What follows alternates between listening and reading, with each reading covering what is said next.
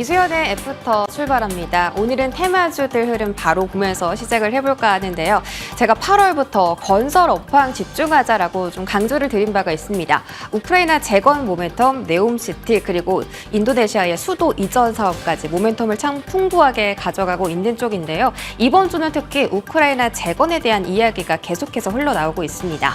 이번 주 월요일 날 G20 정상회의에서 윤석열 정부가 인도네시아가 아니라 우크라이나와 관련해서 23억 달러 규모로 재정 지원을 확대할 것이다 라고 밝혔고요. 그 규모의 금액을 그럼 어떻게 투자를 하느냐, 이 대외 경제 협력 기금을 통해서 한다고 밝혔습니다. 그런데 오늘 아침 전해진 소식이에요. 기획재정부와 우크라이나가 이 대외 경제 협력 기금에 대해서 정식적으로 계약을 체결했다라는 소식이 전해지게 됩니다.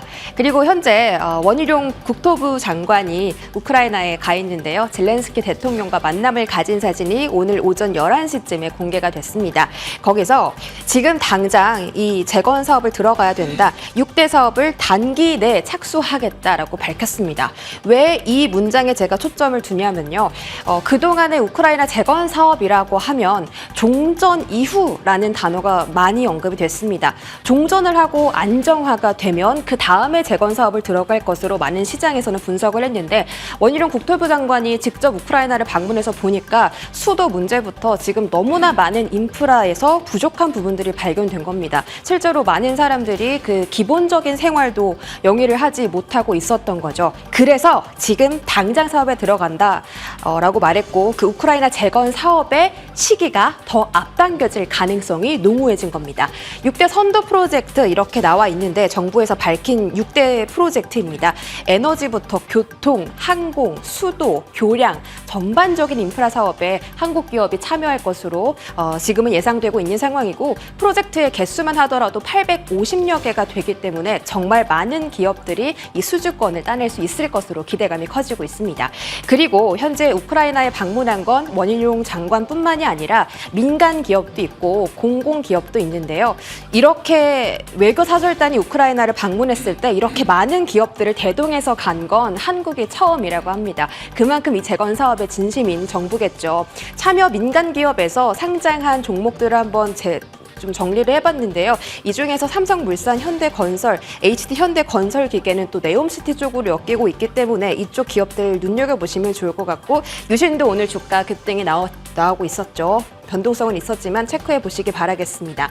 방금 말씀드렸던 네옴시티 모멘텀은 10월에 전해질 예정입니다. 10월 달에는 원희룡 장관이 우크라이나에서 사우디아라비아로 넘어가게 되는데요. 바로 10대 그룹 총수와 함께 방문할 예정이라고 밝혔습니다.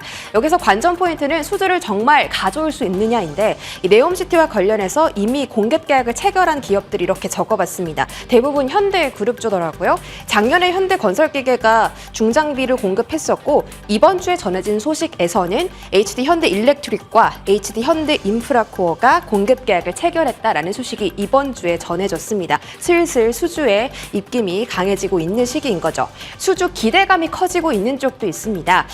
SY부터 다음 한번 볼게요. 자, SY 같은 경우는 네옴시티 업체를 등록했었고요. 또 현대 로템 같은 경우는 입찰에 참여할 예정입니다. 입찰에 이미 참여를 해서 결과를 기다리고 있는 쪽 삼성물산과 현대건설인데요. 올해 하반기에 그 결과가 공개가 된다고 합니다. 또 이 종목들만 보는 게 아니라 삼성물산이나 현대건설의 밸류체인 종목들까지 확대해서 본다면 관련주는 파이가 더 커질 것으로 보이고요. 네이버 같은 경우 현재 중동과 너무나 관계를 잘 형성하고 있고, AI나 로봇 쪽으로 집중도가 높아지면서 네이버도 수주 계약을 체결할 가능성이 높아지고 있다라는 전문가들의 분석이 나타나고 있습니다.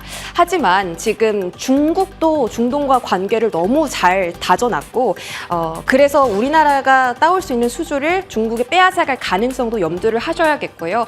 일본 같은 경우도 사우디와 프로젝트를 굉장히 수년 동안 진행을 해왔는데 성과가 없었다고 합니다. 동행을 해서 사우디를 방문했더라도 아무 성과 없이 돌아온다면 말짱 도루묵이겠죠. 그런 것들도 다 생각을 해서 관련주들의 진짜 실적이 찍히는지 선별적인 시선이 필요해 보입니다. 자, 다음 테마로 넘어가 보도록 하겠습니다. 슈퍼호황이 아닌 초특급 슈퍼호황, 바로 변압기 쪽 이야기입니다. 미국의 전력 인프라 수요가 확대되면서 변압기의 수요가 급격하게 상승을 하고 있습니다. 지금 미국 기업들이 한국 기업들의 변압기 좀 주세요 하고 이렇게 줄을 서 있는데, 이 줄 선 기업들에게 다 공급 계획을 체결하더라도 3년 뒤인 2026년부터 공급을 시작할 수 있다고 합니다. 왜냐하면 지금 쌓여있는 수요 물량만 어마어마하기 때문이죠. 실적이 그걸 말해주고 있습니다. LX 일렉트릭과 HD 현대 일렉트릭처럼 초고압 변압기를 생산하는 기업들 영업이익이 가파르게 상승하는 중이고요. 중저압 변압기를 만드는 일진전기도 작년보다 영업이익이 2배가량 증가하는 모습입니다. 그런데 올해 상반기에 쌓인 수주 잔고만 해도 이 정도의 규모라서 올해 하반기 그리고 내년 매출에 찍힐 실적은 아직 더 나타나지 않았다는 거죠. 이 파란 봉보다 더 높은 매출이 찍히게 될 예정이라는 겁니다. 재룡전기가 이런 상황에서 어제 공급 계약 체결 소식을 발표를 했습니다. 미국의 기업에 289억 원 규모의 변압기 공급 계약을 체결했다라고 밝혔는데, 주가 상황을 보시면 작년 5월부터 올해 9월까지 1년 4개월 동안 단 한 번의 시장의 조정도 받지 않고 주가가 이렇게 가파르게 상승한 걸 확인하실 수가 있겠습니다.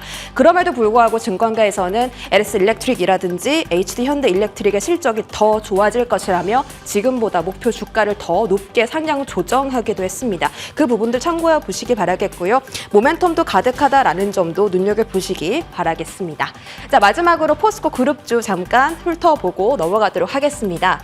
자, 에코프로 그룹주가 황제주인 줄 알았는데 포스코 그룹주가 그 황제주를 빼앗아 왔습니다. 지금 하루 이틀 동안 시가총액 20조 원 정도를 급격하게 회복한 모습을 보실 수가 있는데요. 포스코 홀딩스가 SF 인더스트리즈라는 미국의 가장 큰 암모니아 생산 업체와 프로젝트를 추진하겠다라고 밝히면서 탄탄한 모멘텀을 가져가고 있습니다. 다음 한번 보시면 포스코 홀딩스가 이 생산된 암모니아를 국내에 들여와서 수소 에너지로 변환한다라고 이야기를 했기 때문에 수소차 관련 종목들도 아침부터 시장에서 집중도가 상당히 높았습니다. 또 포스코 DX는 스마트 팩토리 솔루션 계약까지 체결했다라고 밝히면서 포스코 그룹주들의 주가가 아침부터 정말 탄력도 있게 올라가는 모습 확인해 보실 수 있습니다.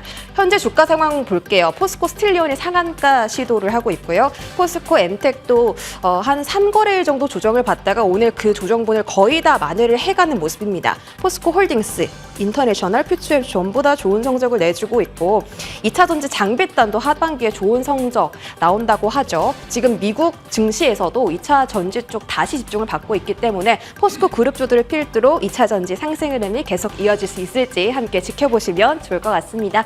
이수연의 애프터 여기까지 전해드리겠습니다.